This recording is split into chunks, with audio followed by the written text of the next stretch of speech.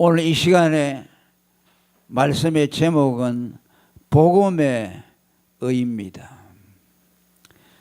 오늘 읽은 말씀 가운데 복음에는 하나님의 의가 나타나서 라는 말씀이 있습니다. 다른 말로 바꿔 말하면 복음에 나타난 하나님의 의라는 뜻입니다. 복음에 나타난 하나님의 의라는 것이 무엇을 말할까?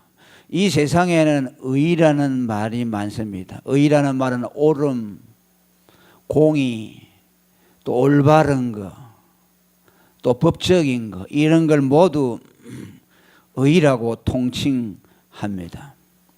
그러나 오늘 이 본문이 우리에게 말하는 복음에 나타난 하나님의 의는 전혀 그런 것과는 성격이 다릅니다. 심지어 하나님 자신의 의로운 성품과도 다른 것입니다. 하나님이 행하시는 의도 아닙니다. 또 하나님이 세워놓으신 율법적인 공의도 아닙니다. 또 인간이 하나님의 율법을 지켜서 이루어 놓은 율법적인 의도 아닙니다. 복음에 나타난 하나님의 의라는 것은 예수 그리스도를 믿는 자에게 선물로 주어지는, 값없이 은혜로 주어지는, 일한 것이 없이 아무 공로 없이 받는 하나님의 복이라고 그렇게 말씀하고 있습니다. 성경이 말하는 복음의 의는 하나님으로부터 아무 대가 없이 택한 백성들에게 주어지는 선물이고 하나님의 복이라는 뜻입니다. 로마서 4장 6절에 일한 것이 없이 하나님께 의로 여기심을 받는 사람을 행복한 사람이라고 말합니다. 즉 복된 사람이라고 말하는 것이죠. 자기는 의로운 것이 없고 율법적으로 하나님의 의를 다 이루지도 못했는데 예수 그리스도를 믿는 그 믿음을 보시고 하나님이 그를 의롭다고 인쳐 주신 것을 뜻하는 것입니다. 그래서 이것을 믿음의 의라고 하는 겁니다. 복음에 나타난 하나님의 의를 믿음의 의라고 로마서 3장 22절에 말합니다. 이제는 율법 외에 하나님의 한 의가 나타났으니 곧 예수 그리스도를 믿음으로 말미암아 모든 믿는 자에게 미치는 하나님의 의라고 말씀합니다. 할렐루야. 우리가 가진 의가 이 믿음의 의라는 겁니다. 우리의 행위와 전혀 상관이 없고 율법과도 전혀 상관이 없이 예수 믿는 자에게 하나님이 은혜로 선물로 복으로 주신 것이 복음의 의라는 뜻입니다. 할렐루야. 그래서 오늘 우리는 이 믿음의 의를 가진 사람을 복되다고 하는 겁니다. 하나님의 놀라운 선물을 받은 자라고 우리는 인정을 하는 겁니다.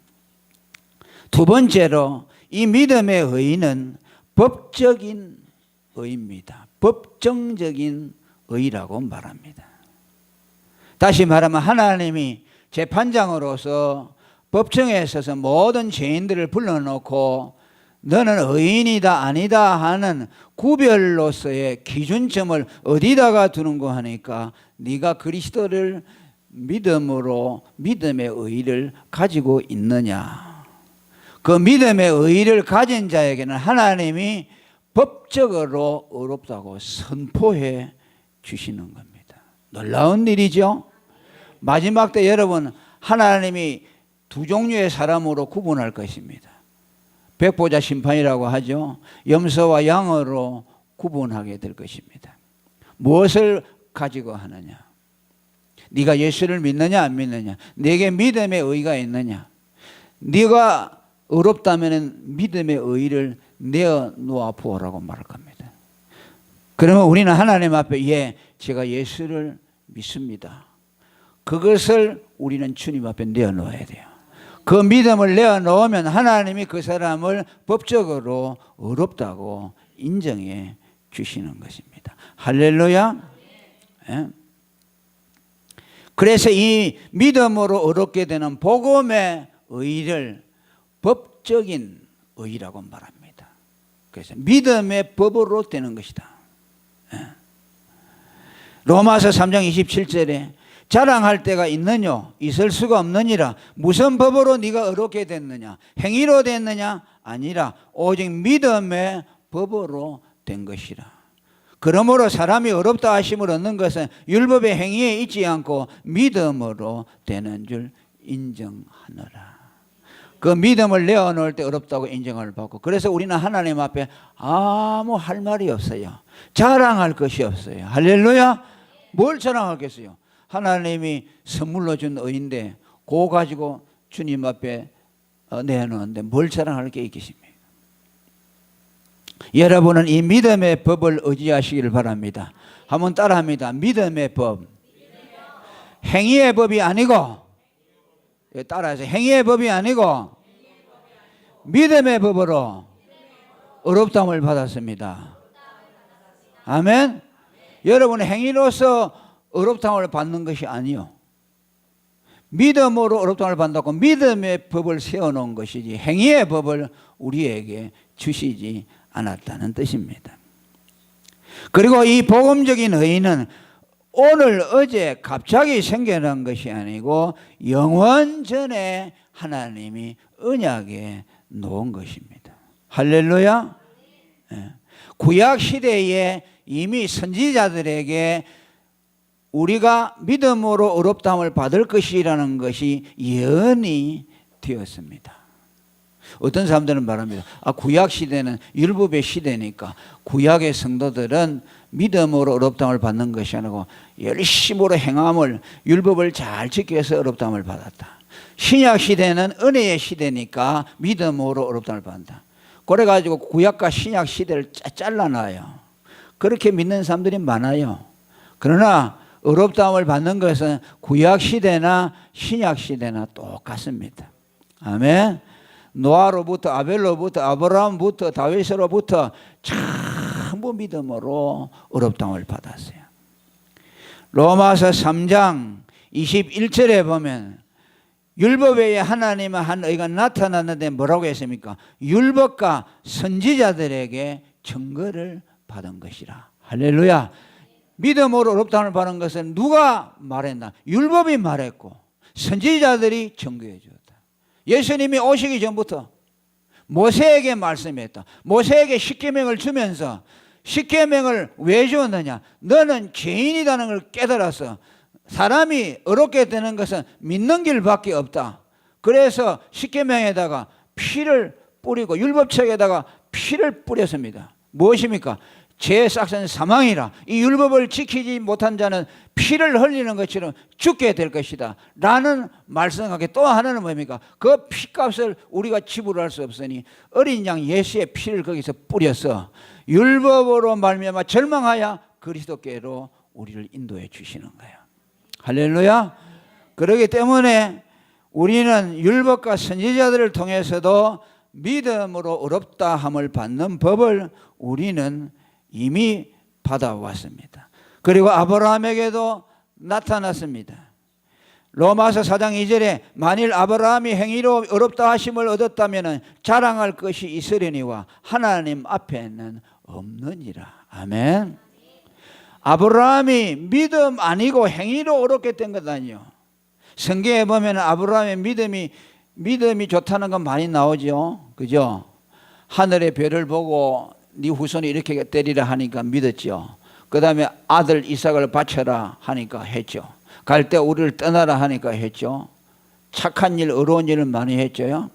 그런데 하나님은 아브라함이 의롭다함을 받는데 그것이 하나도 고려되지 않았어요. 아멘. 왜?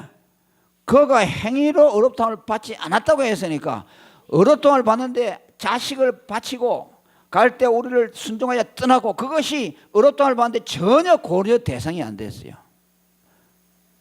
그걸 갖다가 넣을 수가 없어요. 의롭다함을 받는 데는.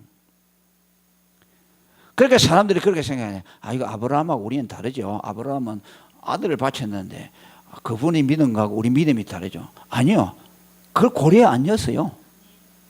얼마나 놀라운 일입니까? 아들을 하나님에 바친 거 대단하죠. 그런데 그것이 공로가 되도록 의롭다함을 받는데 전혀 넣지 않았어요. 그건 그거야. 그건 의와 네가 의롭다함을 받는 거 아무 상관이 없어. 다 제쳐내 버렸어요. 하나님이 아브라함을 통해서 하나님 앞에 이삭을 바치라고 한 것은요, 보다 큰 의미가 있어요. 구속적인 의미가 있어요. 뭐입니까? 하나님이 자기 아들 이렇게 내어줄 것이다. 그죠? 아브라함은 하나님의 예표로서 한순간에 그렇게 쓰임을 받은 거예요. 그런 면으로 아브라함과 같은 믿음이 없죠. 영원히 없을 것이요. 아브라함과 같은. 자기 아들을 하나님 앞에 죽여서 제물로 드릴 사람이 어디 있겠어요. 대단한 일이죠. 나이가 70이 넘었는데 고향을 떠나는데 갔어요. 대단한 믿음이죠. 그런데 그것이 의롭다함을 받는데 소용이 됐느냐? 안 됐어요. 다 빼버렸어요. 그죠? 여러분이 착하게 아무리 착하게 해도 그거 가지고 의롭다함을 받는데 조금 더 이용이 안 돼요. 그러니까 여러분 안심하시기 바라요. 여러분이 공로가 없어도 예수를 믿으면 값없이 의롭다 하심을 얻는다는 거. 이러니까 복이라고 하는 거죠. 이런 복을 우리가 받았어요. 예? 그게 얼마나 감사합니까? 이걸 생각하면 정말 백골난망이라 하나님 은혜를 어떻게 하면 보답받고 이 생각밖에 안 나죠.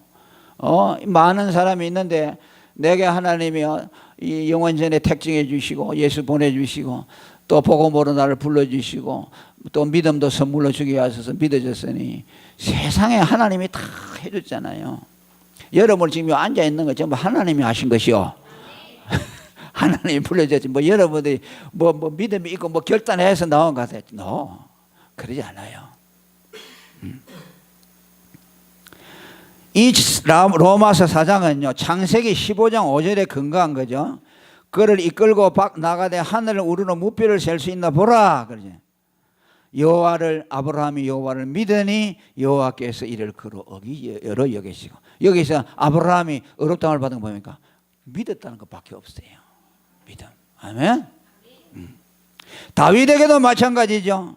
다윗에게도 약속했습니다. 하나님이 이사야 55장 1절에 목마른 자들아 물로 나오라, 돈 없는 자도 오라, 와서 사 먹되 돈 없이 값 없이 와서 포도주와 썩을 사라.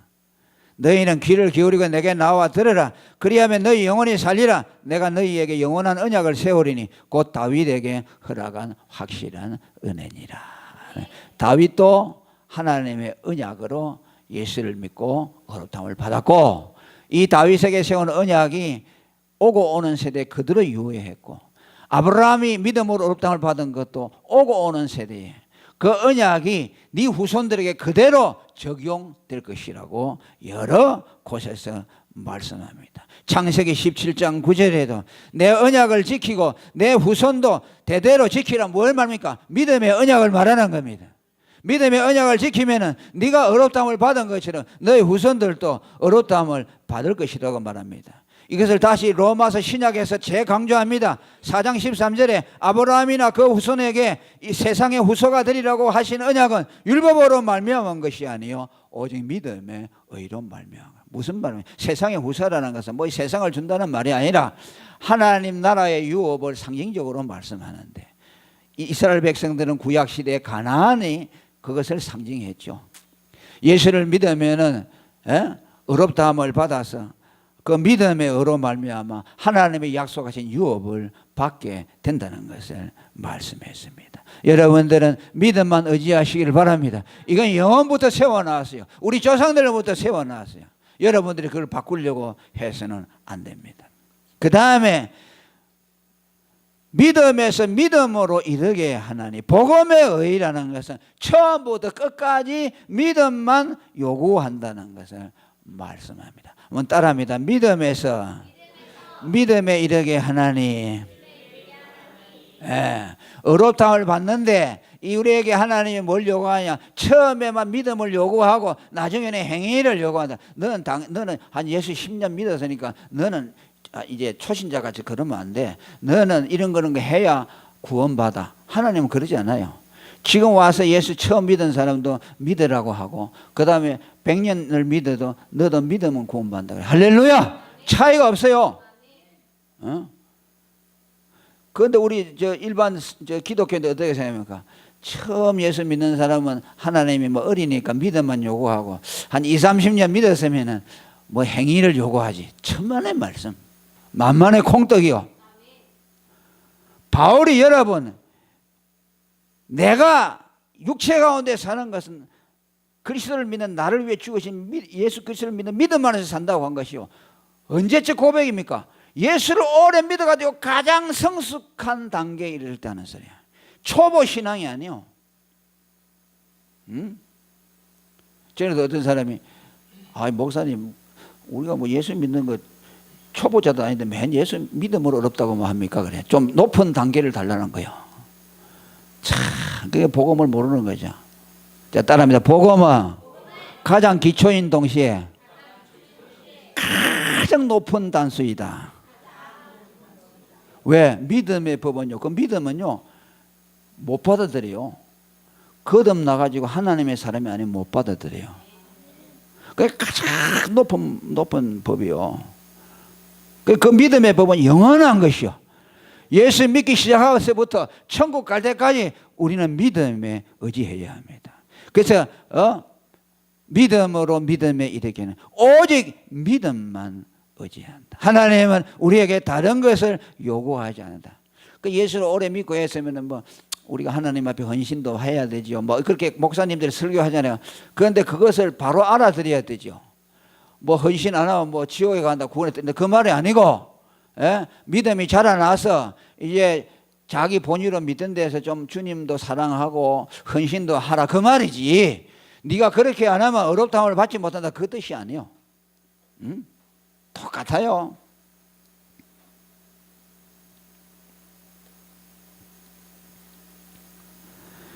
다시 말하면 우리가 의롭다함을 받는다는 믿음의 의라는 것은 철저히 그리스도 의존적이라는 말씀이에요.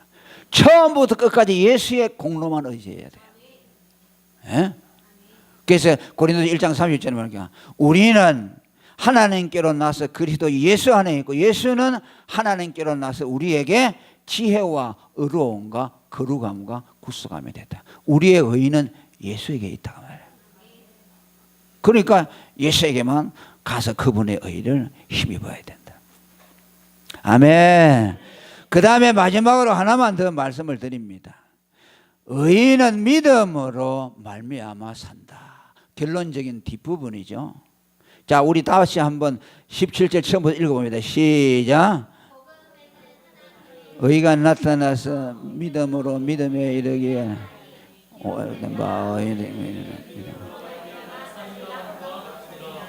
복음의 의인은 오직 믿음만 요구한다. 아멘. 우리가 하나님 앞에 얻는 의는 믿음의 의고 그것은 법정적인 의고 최후에까지 가는 의고 마지막 종말 심판에까지 그 의로서 우리는 간다.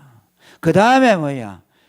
우리 삶 속에서 믿음이 어떤 지위를 차지하고 있느냐 말이야. 믿음으로 살리라라는 말씀이 있잖아요. 이것은 무슨 말씀입니까? 두 가지 의미가 있습니다. 하나는 예수를 믿어야만 구원받는 길이 있다. 이건 우리가 아는 것이죠. 공동번역에는 이렇게 말했습니다. 믿음을 통해서 하나님과 올바른 관계를 맺은 의인은 올바른 관계를 맺은 사람 곧 의인만 살 수 있다. 다른 말로 하면 예수 안 믿으면 그에게는 사는 길이 없다. 그죠? 예수를 믿어야만 살 길이 열리고 예수 안 믿는 자는 산다고 하지만 죽은 자이다. 율법으로 살려고 하느냐? 너는 그건 사는 것이 아니고 소가 푸죽간으로 지발로 들어가서 죽으려고 하는 자살 행위와 같다. 율법을 만지고 율법으로 네가 뭘 해보려는 그 순간 율법은 너를 향해서 죄의 싹은 사망이라고 선언한다. 그러니까 유대인들, 바리새인 세기관들이 율법을 가지고서 의롭다함을 받으려고 하는 것은 뭐냐면요, 율법을 가지고서 죽겠다는 뜻이요. 율법은 살리라고 말하지만 실상은 뭐예요? 죽음을 선언합니다. 왜? 살리라, 이 율법을 행하면 살리라 말하잖아요. 겉으로는 산다는 말이 있죠. 그러니까 율법을 행하면 산다 생각. 그 쏙지 말아야 돼. 그럼 율법을 네가 살 만큼 행하려면 어느까지 행해야 되냐? 그건 불가능한 일이요. 그러니까 뭐예요? 율법을 붙드는 사람은 죽음을 자초하는 사람이에요. 그 예수 믿는 길 외에는 사는 길이 없어요. 믿음으로 의롭다함을 받아야만 구원을 받아요. 그 사람은 사명에서 생명으로 옮기는 것이요. 그에게 심판이 없어지는 것이요. 그 다음에 또 하나의 의미가 있습니다. 예수 믿고 의롭다함을 받은 사람들은 이미 의롭다함을 받았는데 그 사람이 살아가는 방식이 뭐냐? 믿음으로 살아가야 된단 말이에요. 믿음은 구원을 받는데 그저 입문 과정이 아니고 예수 믿고 구원받고 의롭다함을 받았으면 또 그 믿음이 그 사람이 살아가는 방편이 되어야 된다. 그만큼 중요하다는 것이죠. 예수 믿는 사람이 살아가는 방법, 예수쟁이는 어떻게 살아야 되느냐 하는 정체성을 말합니다. 예수쟁이는 어떻게 살아야 하냐? 믿음으로 살아야 한다. 예수를 믿는 믿음으로 살아야 한다. 갈라디아 2장 20절 바울이 고백한 대로 내가 육체 가운데 사는 것은 나를 사랑하사 나를 위하여 자기 목숨을 버리신 하나님의 아들을 믿는 믿음 안에서 사는 것이다. 예수 믿는 믿음 없이 산다면 그 사람은 허송세월하는 것이고 그 사람은 삶의 존재의 의의가 없고 그는 예수쟁이라고 말할 수가 없습니다. 네가 왜 사느냐고 물으면 나는 나를 사랑하여 목숨을 버리신 예수님을 믿는 믿음으로 삽니다. 아멘. 예수 믿는 믿음 때문에 살지 예수 믿는 믿음 없으면 나는 허수아비입니다. 내게서 믿음을 빼버리면 나는 아무것도 없습니다. nothing입니다 라고 고백해야 합니다. 이 말은요, 나를 위해 죽으신 예수님을 위해서 산다는 말 이상입니다. 그 뜻 이상이에요. 주님은 내가 너를 위해 죽어줬으니 너도 나를 위해서 죽어라 그렇게 하지 않아요. 그냥 사랑만 하실 뿐이요.